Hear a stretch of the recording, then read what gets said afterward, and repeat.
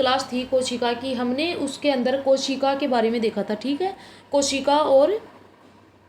कोशिका में पाए जाने वाले जो ऑर्गन्स होते हैं, हरितद्रव्य, माइटोकॉन्ड्रिया, लाइसोसोम, राइबोसोम, प्लास्टिड, इनके सब के बारे में देखा था। आज हम उनसे संबंधित क्वेश्चन देखेंगे तो पूरा हमारा जो कोशिका का जो चैप्टर है वो पूरा कंप्लीट हो जाएगा। महत्वपूर्ण एग्जाम होती है अच्छी अच्छी, उनमें आने वाले जो क्वेश्चन है वो देखते हैं, आए हुए जो क्वेश्चन है वो देखते हैं आज हम कोशिका से संबंधित महत्वपूर्ण क्वेश्चन। तो सबसे पहले हम क्वेश्चन देखेंगे कोशिका से संबंधित। जीवन की सबसे छोटी इकाई है, जीवन की सबसे छोटी इकाई है टिश्यू, अंग, कोशिका, सिस्टम। देखिए सबसे पहले हम देखते हैं कि कोशिका किसे कहते हैं।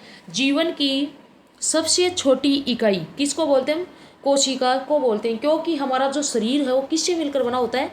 कोशिकाओं से मिलकर बना होता है। शरीर की संरचनात्मक और क्रियात्मक इकाई को क्या कहते हैं?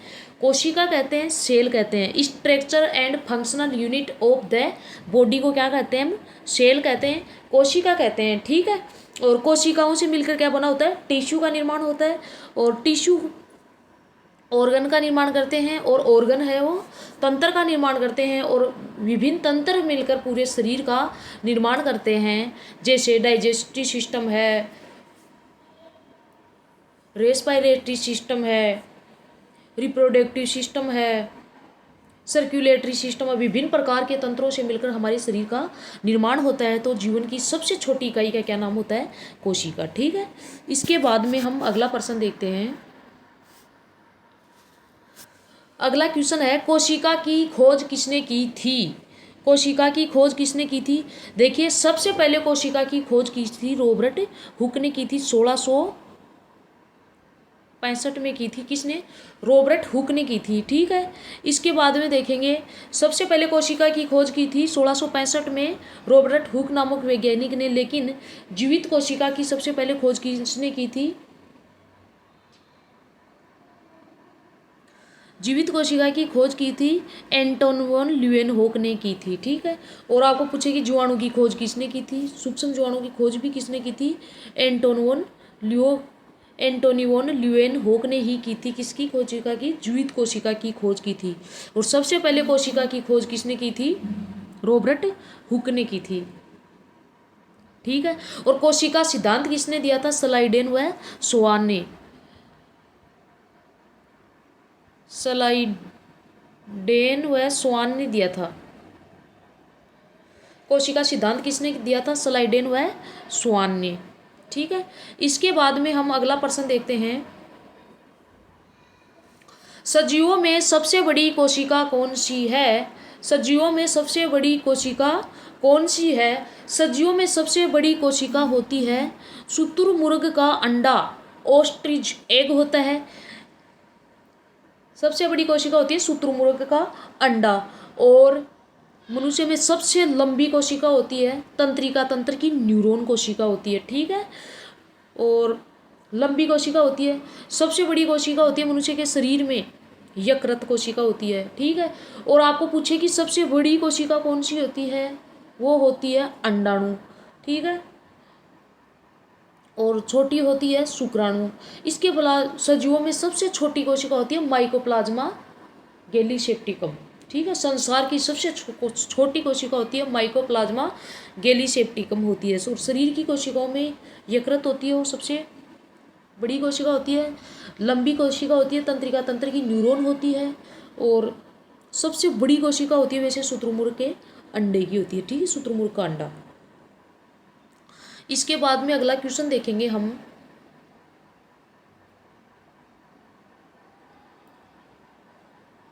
अगला प्रश्न है हमारी स्क्रीन पे। कोशिका सिद्धांत सेल थ्योरी किसने दिया था? अभी मैंने बताया था कि कोशिका सिद्धांत किसने दिया था? स्लाइडेन व स्वान ने दिया था, ठीक है। स्लाइडेन वो स्वान ने दिया था। और एक सिद्धांत ऐसा दिया था कि नई कोशिकाओं का निर्माण होता है पूर्ववर्ती कोशिकाओं के विभाजन से दिया था। वो सिद्धांत किसने दिया था? रुडोल्फ विर्चो ने दिया था, ठीक है। एंटोन वॉन ल्यूएनहोक ने जीवित कोशिका की खोज की थी। सबसे पहले कोशिका की खोज रॉबर्ट ब्राउन ने की थी कॉर्क कोशिका में। और डार्विन है, डार्विन का सिद्धांत तो क्या होता है? डार्विन नेचुरल सिलेक्शन होता है।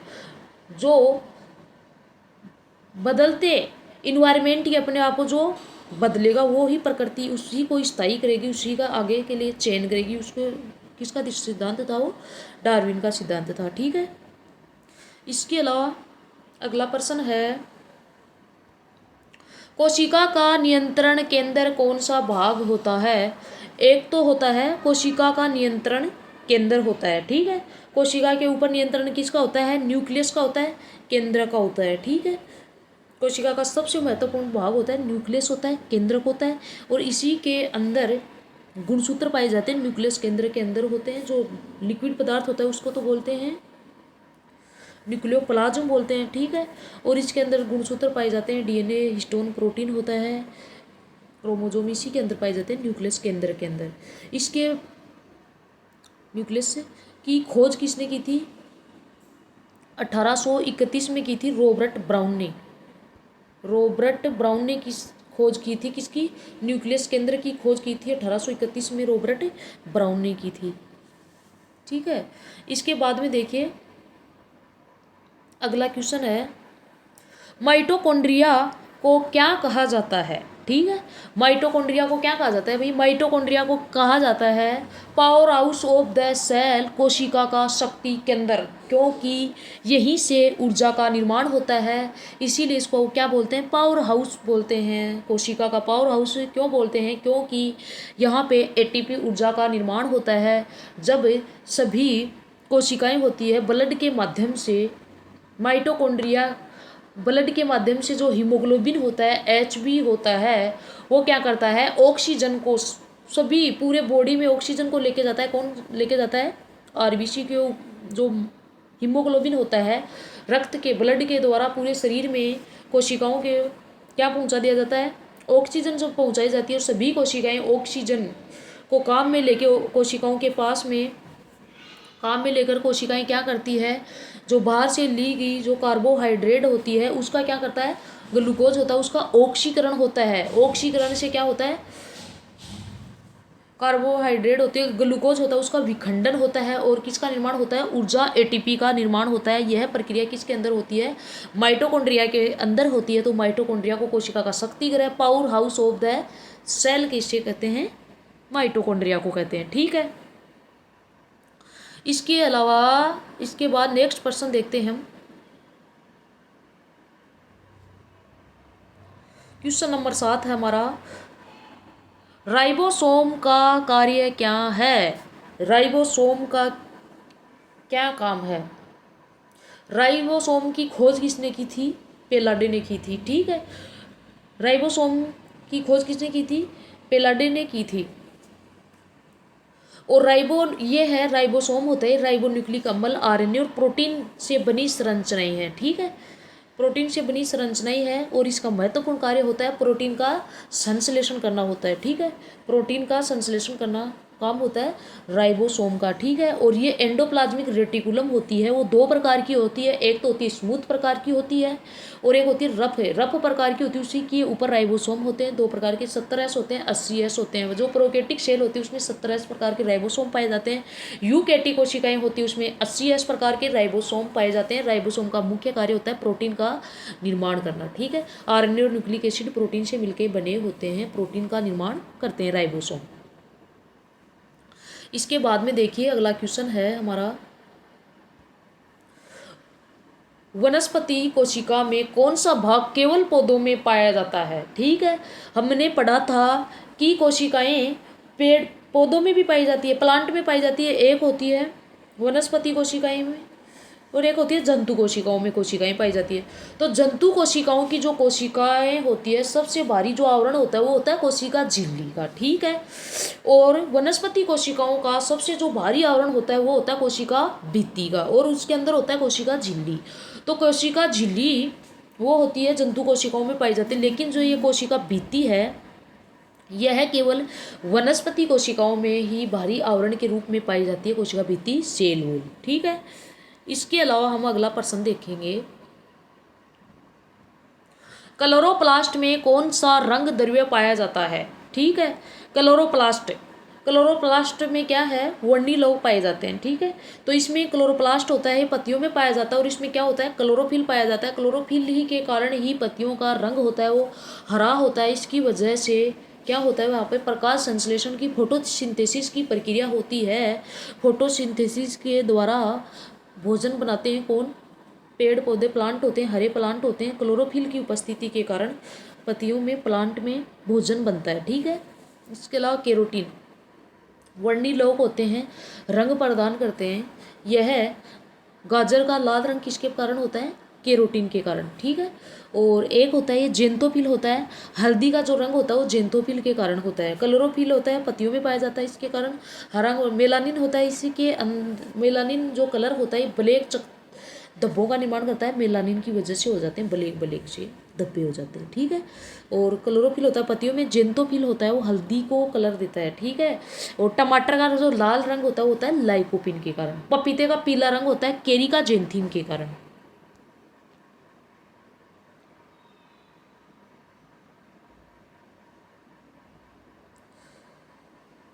अगला प्रश्न देखेंगे हम, प्रश्न नंबर 10 हमारे पास, प्रोकैरियोटिक कोशिका में क्या नहीं होता है।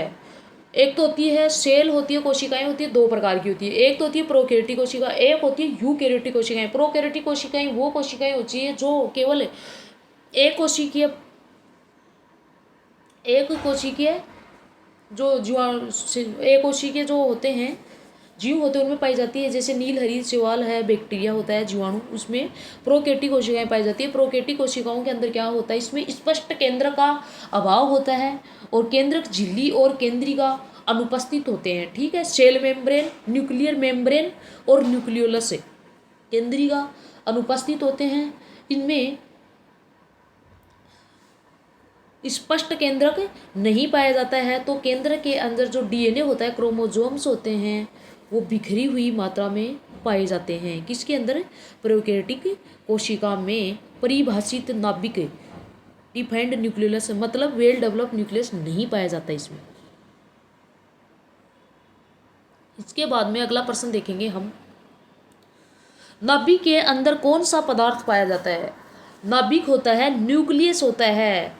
यह क्या करता है, इसकी खोज किसने की थी, नाभिक की, रॉबर्ट ब्राउन ने की थी 1831 में। कोशिका का नियंत्रण केंद्र होता है न्यूक्लियस होता है, केंद्रक होता है। इसके अंदर क्या होता है, नियंत्रण केंद्र क्यों बोलते हैं इसको, क्योंकि इसके अंदर हमारा जो आनुवांशिक पदार्थ होता है डीएनए, वो पाया जाता है। डीएनए के अंदर आनुवांशिक पदार्थ, जीन, गुणसूत्र, वो पाए जाते हैं, ठीक है।